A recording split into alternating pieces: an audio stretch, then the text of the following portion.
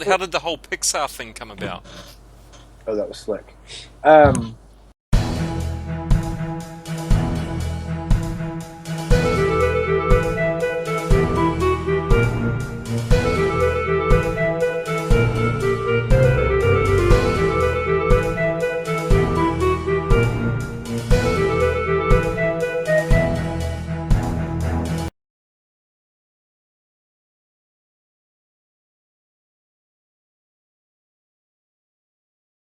I think that specifically came about because everybody else in my business, which for a long time, for almost 20 years of my life, was the animation industry, is Star Wars, right? I mean, that's seeing that as a kid. I mean, obviously influenced my miniature stuff and everything, but that was like, holy crap! Somebody gets to do that for a living and gets paid. That's what I want to do.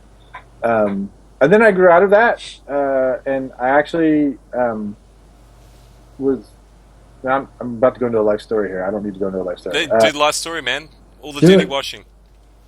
Okay, well, I'll go real quick. Bunch of members of my family are military, current, former, and so I thought that's what I was going to do, and that's kind of how I geared myself. Is Homeland Security, CIA, FBI, yeah, I've done all those LAPD. things. I've done all those things. No. So yeah, I thought that's the way I was going to go, and then as I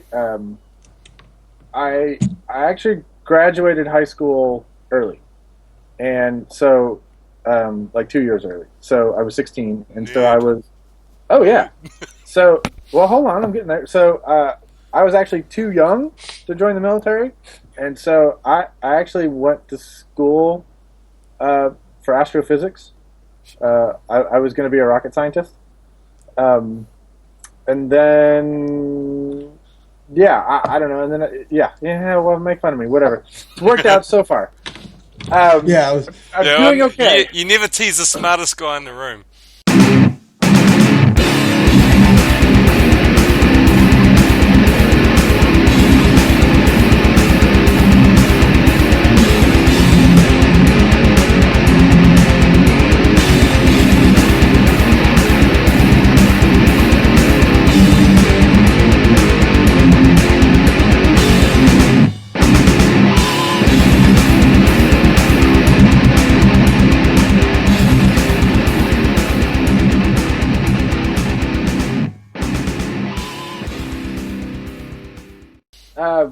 So yeah, so I worked a whole bunch of jobs. I worked at a newspaper for a while.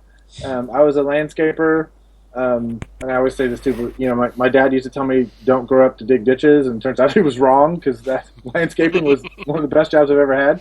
And I built wooden doors in a factory, and I did those two things because I knew I'd be behind a desk for the rest of my life. And then in 1995, Toy Story came out, the movie from Pixar. And I went to see it. Normally not my thing. Jonathan's not an anime, and I'm not big into Disney animated films or anything because there's always songs and that sort of shit, and I fucking hate musicals. But I was sitting there, and the movie ends, and credits roll, and my girlfriend at the time gets up to leave, and I'm still sitting there. She's like, "Well, what are you doing?" I'm like, I'm not actually sure what just happened. I'm not sure what we just saw, but I'm gonna sit here and absorb this for a And minute, let the right? credits roll. Yeah, and I watched the credits and that sort of thing. And as we're walking out to the parking lot, I said to her, "By the time I'm 30, and I was 21 at the time. By the time I'm 30, I'm gonna work at Pixar." She's like, whatever." At the time, I lived in South Carolina. Right, I was working at the newspaper at that time, which was also a lot of fun. And that was also during the big .com boom out here in California. Well, I guess everywhere. And a couple of friends of mine from school were big into computers, and they had moved out here, and they were, doing really well. And it was crazy. I'm like, "Hey, you should just move out here. And when you're 21, you're not married, and you don't have kids. You can pack up your life and drive 3,300 miles across country." And Wait, so Josh, sorry for yeah. butting in here. You said you saw that when you were 21. You said by the time you're 30, you're gonna be working for Pixar. Yes, You're 40 now, right? yes, So you were 22 when you started working for Pixar. yes. Well, no, I think I was actually still 21. So much for waiting until 30. Well, yeah. So what happened? So yes. So .com boom. I packed up everything I owned, got in a Ryder truck, and drove to California. And I've often, like, if I was ever going to make a movie, it would be about that trip across country, which I won't go into detail now, but it was the most ridiculous thing ever. Anyhow, I moved to California, San Francisco. I slept on a friend of mine's kitchen floor for like 2 weeks. And I mean, if we're getting nitty gritty, slept on his kitchen floor, did a whole bunch of interviews, and it came down. It was like a Thursday. I was trying to decide between this company called Fiery, and they made computers for the printing industry, and I was familiar with them from the newspaper, and LucasArts, Lucas's company that made the video games. Yeah. And I needed to decide. Well, they're not around anymore. And I needed to decide between the two of those like that afternoon. I told them both, "Hey, I'm trying to figure this out, and I'll let you know." And then before I could call them, Pixar called and said, "Hey, can you come in for an interview on Monday?" And I'm like, "Absolutely, I can come in for an interview on Monday." And so I called LucasArts and I called Fiery back and said, "I'm sorry, I can't take the job." And then I spent the next 3 days panicking, wondering what the hell I had done. But I went in the interview on Monday, and they actually hired me at the interview. I started the next day. Wow. Which was super cool. What did you bring in? Like, what was your resume at the time? What got you? You just brought in a portfolio? Dude, you've talked to me. How cool am I? Fairly cool. Would you turn me away? No. So I actually, when I started the first year or two I was at Pixar, I was in IT. And so the stuff I had been doing at the newspaper and that sort of thing was very influential. So I had a bunch of IT skills. I knew computer graphics, which in the mid-90s, like 96, nobody understood really computer graphics. And I mean, there's a story there, too, where I self-taught myself computer graphics before I moved out here, and all that once I saw Toy Story. Sitting at home in my living room late at night, trying to figure that shit out. And so I had all these sort of slices of knowledge, and back then you couldn't really get a degree in computer animation and all that other stuff, so they were just going for smart people. I hate to say that, but whatever. I did the IT stuff for a year or two, and then I moved over to the production side and became a 3D artist, 3D modeling and texturing, a lot of digital painting, all that stuff. And so I worked at Pixar from 96 or whatever it was until 2013, and then I quit to do Zombie Smith and Steel Wool Games, which is my video game company. Tell me a little bit more about Steel Wool. That's kind of something that I... Wait, before you talk about Steel Wool, did you ever contact that girlfriend that doubted you? No, she knew. Yeah, so it was. Yeah, so instead of it being 9 years later, it was actually 8 months later. She doubted you? Yeah, she threw it in his face. What? Yeah. So stick that in your pipe and smoke it, lady. She knows. Yeah, of course she knows. I mean, I haven't talked to her in 20 years, but she knows.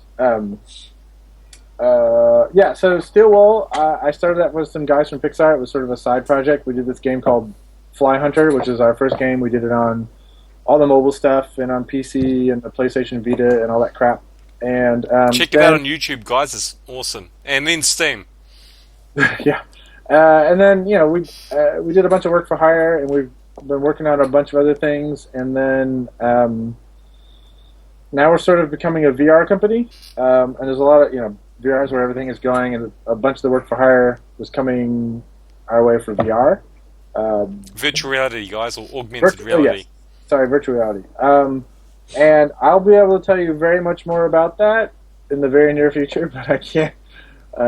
It's super cool stuff, and I will say that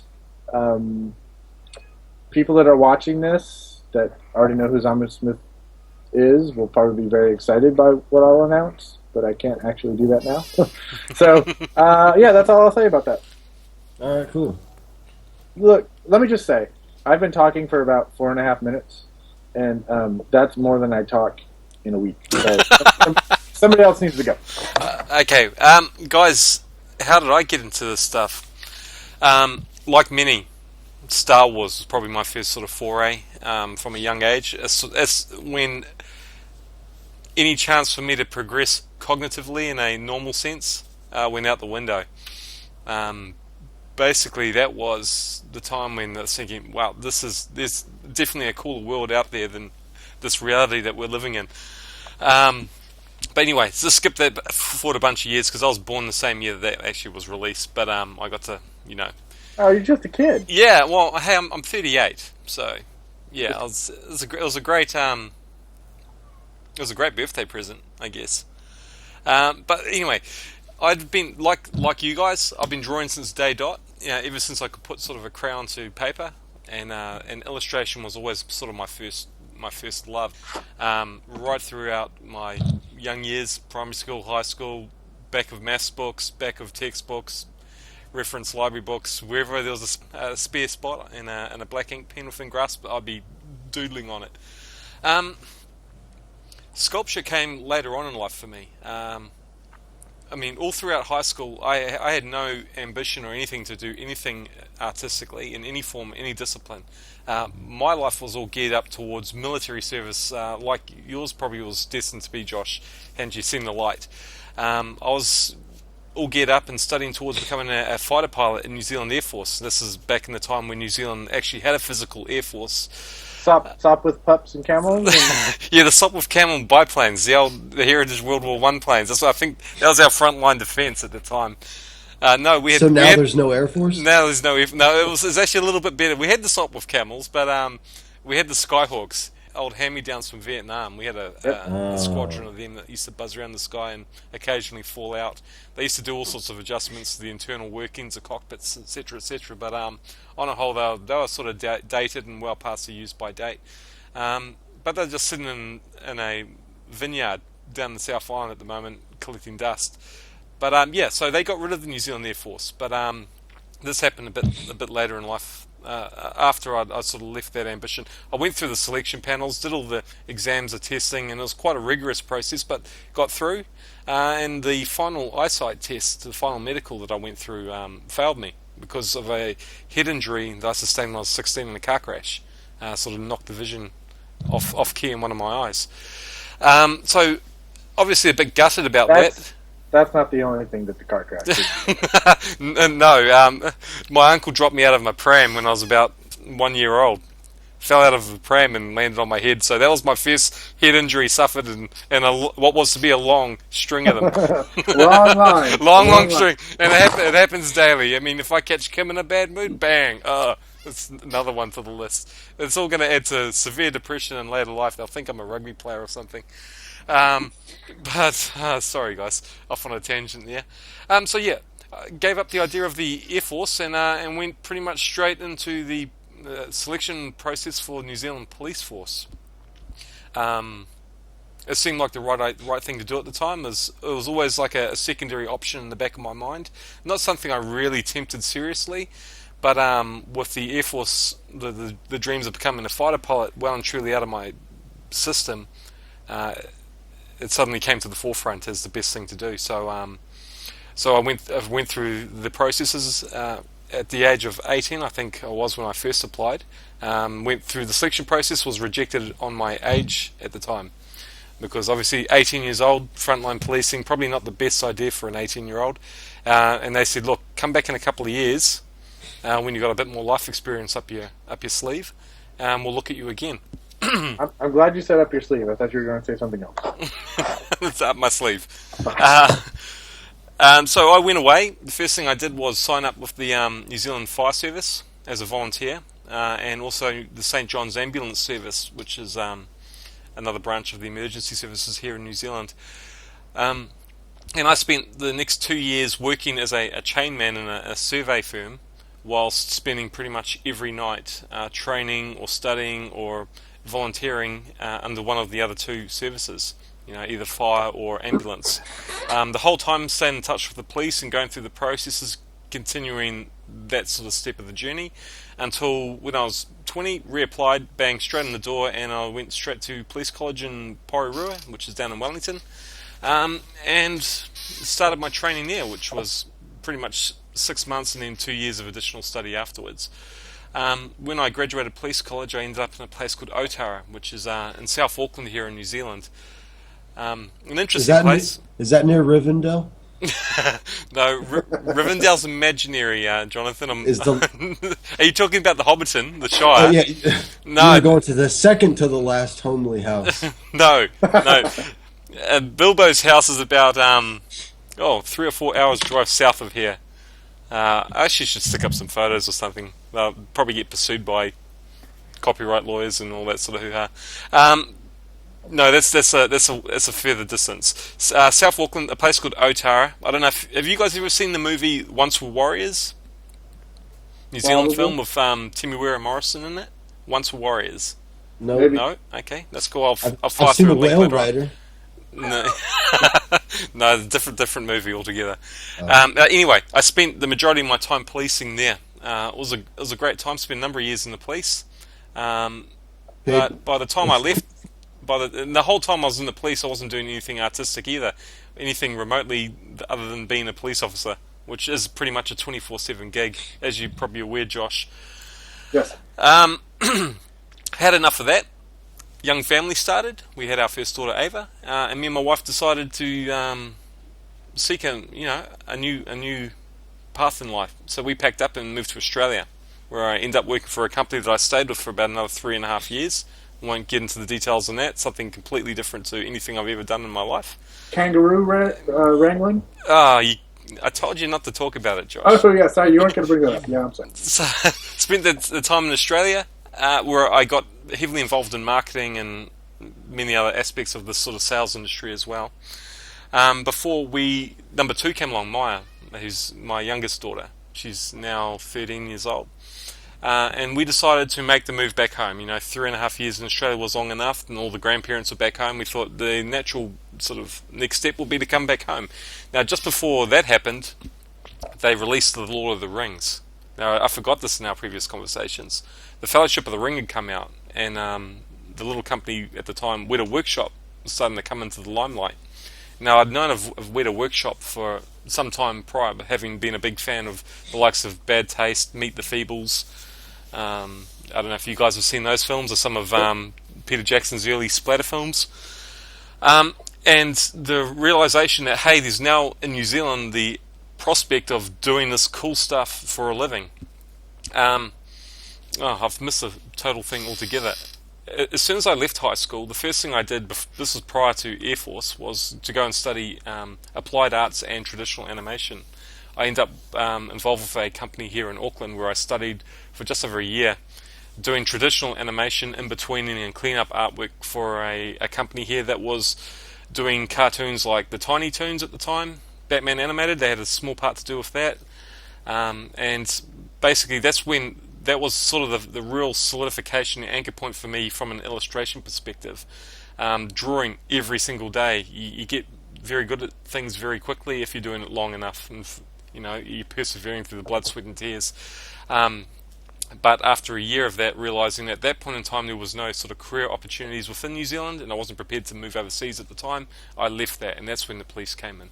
But anyway, I'm leaving Australia, and the Fellowship of the Rings just started, and I'm thinking, wow, that is a kick-ass company. I'd love to work for them. I'd love to, re-explore the sculpture, which I'd initially delved into during my time of animation, sculpting marquettes and things like that. It's where I first started putting clay to an armature and, putty to wire, so to speak.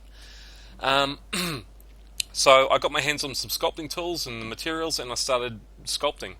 Pretty much picked up where I left off and teaching myself the processes. Came back to New Zealand, ended up working in marketing for a number of years, and the whole time I was doing that here in Auckland as well. I was practicing every day my sculpting. My weekends were spent sculpting. Any spare moment I could get, I was sculpting something or illustrating at the time. And around about that same time, I discovered the newly formed company here in New Zealand called Battlefront Miniatures, which was very much a small player at the time, operating out of this dingy little warehouse here in Auckland. And it was through eventually touching base with them, the likes of Richard Carlisle, who's still a good friend of mine to this day, and initiating a communication flow with that company that things led from one thing to another. I started with Battlefront initially illustrating for them, doing a bunch of pencil, black and white ink illustrations for their intelligence briefings. And it was through that time that I met Evan Allen, and I started discovering the world of 15mm. 15mm sculptures, 1/100 scale World War II miniatures, seeing what Evan was doing and realizing, hey, I could lend my hand to this and do this as well. And so I went down that path. and started teaching myself sculpting from a miniatures perspective for production. Learnt a lot from my time with Evan, but also taught myself a lot through just perseverance. When I had my skill set at a level where I was actually comfortable to produce a product that I would market, I sat down with my wife Kim and we discussed the options, and ended up spending about 25k on a bunch of machinery from New York. A company called Connolly Casting Corporation, which we then imported the machinery needed, a vulcanizer firstly so I could make molds of my figures, the melting furnace for melting down the white metal alloy, which I'll then put into my centrifugal spin caster. And so I brought the whole workshop. Didn't know how to use it. It took about 6 months to eventually get here, and then another 6 months of wasting countless molds and throwing money out the window trying to teach myself how to use this equipment. Is there really a lot of that when it comes to spinning metal miniatures? There's a lot of trial and error. Spinning miniatures is the easy part. I mean, it's really easy to throw a 9-inch mold into a centrifuge and then hand ladle a molten metal solution into it. The difficult part is in the mold fabrication itself. A lot of trial and error. I didn't have anyone I could learn from at the time. So it was pretty much, I had a book that I was working from, and the book was written for a complete different set of machinery, and it was just pure trial and error. Sorry, just to jump in there. I mean, back when I started as well, there's no YouTube wasn't around, right? So you were pretty much self-taught. Totally. I had to figure it out, and so same as Anton, I probably spent 6 months and just right now today where we are right now, if you want to get into spin casting miniatures, you got to do a lot of research. And there's a lot to it. And I put a couple videos up on YouTube that aren't super detailed, but man, I get so much email and stuff over those videos. There's just not a lot out there. Right? You gotta find some old guy to show you how, or you just gotta figure it out. Exactly. You gotta find somebody to start bugging them. That's how I kind of met Anton, trying to figure out sculpting techniques. I just started bugging him on Facebook about, hey, how'd you do that exactly? Hey, Anton, real quick, is there a light in the room you're in that you can maybe turn on? One second, guys. I'll just. You're disappearing. Yeah, that helps some. I mean, I know it's gotten dark behind me too, but you were sort of fading out there. Is that better? Yes. That's better. Okay, cool. Yeah, it was the same for me, Josh. There was no one in New Zealand doing it at the time, other than the guys at Battlefront. So it was very much a trial and error. And of the 100 initial mold blanks that I ordered with the machinery, I probably blew through easily 40, 45 of them wasted to start with. Wasted countless masters in the process. I'm just happy I wasn't at a level where I'd really cry about losing them at the time, because I was still very much in the infancy of my sculpting career at the time as well. Can you go into a little bit just on what would go wrong? What do you remember? What was a problem that you had a hard time getting past? Like something in the mold making process, I'm sure it was. Yeah, it was definitely. I've had everything that could go wrong, Jonathan, has gone wrong at some point. From forgetting to talc the molds before sandwiching the two halves together and then vulcanizing it. So it's solid, like a solid. Yeah, it just comes out the solid tire, and then you've got to get the scalpel and basically cut every one of those masters back out of that rubber. And you said something that's also interesting. That one particular, that's actually hurt. That's happened twice to me in the 13 years. One of them hurt particularly a great amount because I've lost about $6,000 in masters through the two exercises. It hurt. Yeah. So you said something about sculpting miniatures for production. It's kind of a different game when you're thinking about. As you're sculpting, this needs to go into a mold. It has to be you have to think about undercuts and arms that need to be detached. Absolutely, Jonathan. I mean, just because you can sculpt the figure doesn't mean that figure is going to then be suitable for mold making. Right. Now, in saying that, the benefits of teaching myself is I know my machinery, my equipment, and my processes now like the back of my hand, and I don't have. My failure rate now is 0. I wish it was to start with, but hey, it was an expensive lesson, but a valuable lesson as well. there's so many different things a sculptor who is sculpting for production needs to keep in context, or keep in mind when he's designing, or he or she is designing figures for mass production. Undercuts do tear molds, especially if you're using low temperature molds or some of the softer rubbers. The black organic rubber, not so much, because it tends to be a lot hardier, a lot more durable. But some of the softer rubbers, like the red stuff that I use, low temp rubbers, and the green that a lot of companies use as well, can tear very easily if that consideration, that due diligence hasn't been put into the figure prior to being passed on to the client. That for me was a big trial and error as well. I'd have figures which were in all funny kinds of poses and had undercuts all over the show, or weapons not attached properly. You've got to really know not just the material that you're molding in, but it gives you a better understanding of the material you're sculpting in. And your processes as a sculptor only improve when you realize and understand the processes of mold making. But yeah, like Josh laughed at before, forgetting the talc was the worst mistakes I've ever made in molds, because the figures are nigh on irretrievable. Granted, in saying that, I did get the figures out, but they came out in all semblance of deformities and were ruined. So I never forget the talking now, never. It's up on my whiteboard and it's just talc the shit out of everything. But some of my earliest mistakes was I got a couple of cans, or I was actually a box of cans of the silicon mold release with the Conley casting equipment, and being a complete noob at the time and hadn't at that time delved into RTV silicon molding, because I do a lot of resin molding as well. I've got the facility here for resin and metal. I used to spray that on my black organic molds, and then then mold the figures. And I wondered why, when I was pulling these molds out, that all the rubber had bubbled and deformed and the figures were wrecked. And because it just eats the rubber up? Yeah, you don't spray that sort of shit for RTV silicon molds on black organic rubber for vulcanizing molds, because it's like acid to it. Again, something I didn't know. Another valuable lesson learned. Hey, I went through these trials and hardships for your guys' benefit. Well, I did something sort of like that. So, when you've got the top of the mold, there's a hole in it. Yeah. A little plug. And you can, there's a chunk of rubber in there, and you can pull that out and put something else in there. And so I didn't have anything to put in there. So I took a bunch of. Yeah. Like this for the center for the top, so it doesn't close up. Yep. So I took like a stack of quarters and I wrapped it in green stuff, and I was using that. And then I thought, well, that's dumb. And so I found this can of something. It was an aluminum can, like a Red Bull can, like sort of thin. And so I cut it, and then I washed it out, and I was just going to pour pewter in there, and then that would give me a pewter plug. But I poured the pewter in there too soon after washing it out, so it was still wet.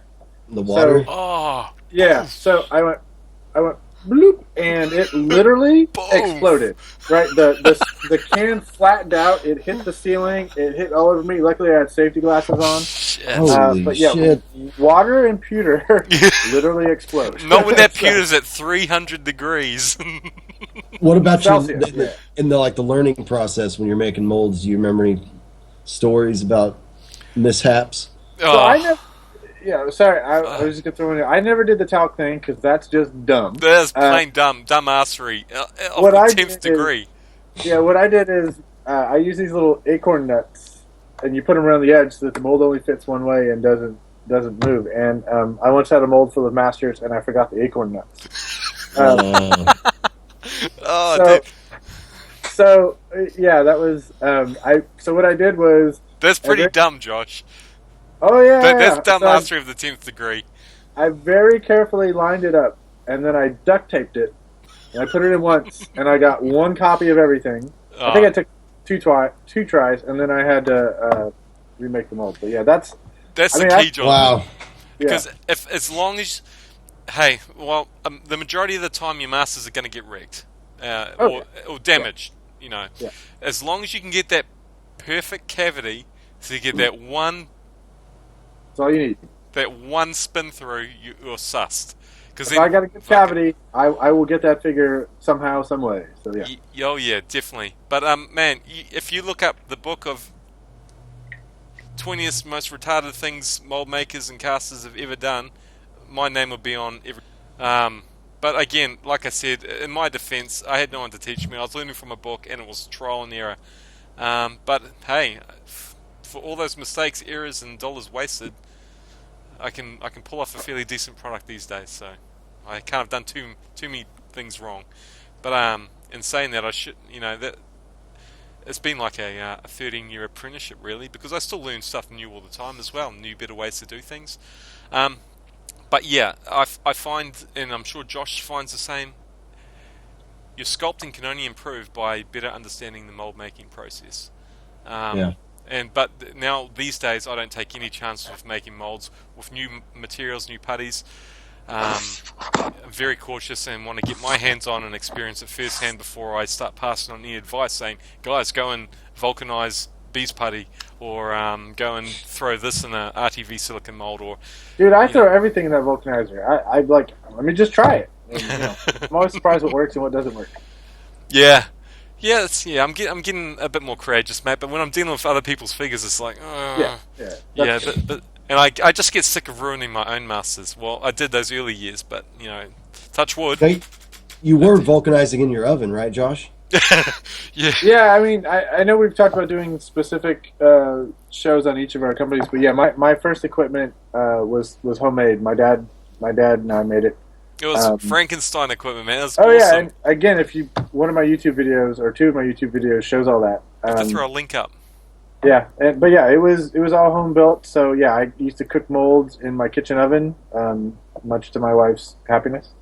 And yeah, most of my mishaps were, if you look in the video, my spin caster was basically open. Or it was just a frame with the thing in the middle and a plate. So and paper taped to the sides. Yeah, whatever. That's the splash shields. I saw the duct tape. Your splash shield. It needed a splash shield because molds flash if they're not tight, or even sometimes when they are, right. They just flash, right. Some metal will come out between the two halves, and that metal would actually hit me, right, because there was no guard. So yeah, we duct taped some plexiglass and whatever, and plexiglass didn't really work because the hot metal would hit it and the plexiglass would just sort of melt over time. Right. And the actual best thing was cardboard, because it didn't burn or anything. Because there's a little bit of heat, but most of it was kinetic, right? It would hit you, but it wouldn't be hot. So yeah, safety glasses and whatever. I used to have a little arm guard. It's enough to make you hop up and down a bit, though, man. Yeah, oh yeah, definitely. The first time it was super scary. I'm like, holy shit! But then after I was like, oh yeah. Man, dude, let me tell you a little story. There were times when I get my wife Kim, in to help me. Like if an order came through and I needed to crank it out in a quick amount of time, I'd have her spin casting. I'd be demolding the molds, talking them, all that sort of shit, sorting the figures into their codes as I went. Man, I'd never get Kim to spin cast with me ever again, man. I don't know if it's just part of her sadistic nature or something, but she found this little trick that she had take the ladle and just just drop a little bit of the molten metal onto the cold concrete while behind me while I'm demolding, and I'd always wear shorts in my shed, my manufacturing space, because it's so damn hot in there. That molten metal gets hot, and you're sweltering in there.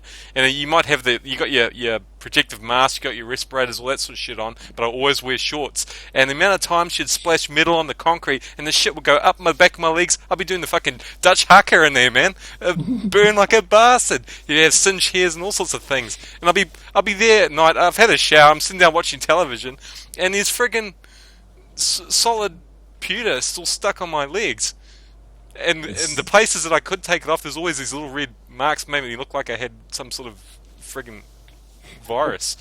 My wife helped me now and then, but it was purely because she liked to melt the metal when we were done. Oh, shit. Nah, Kim just did it for a sadistic pleasure.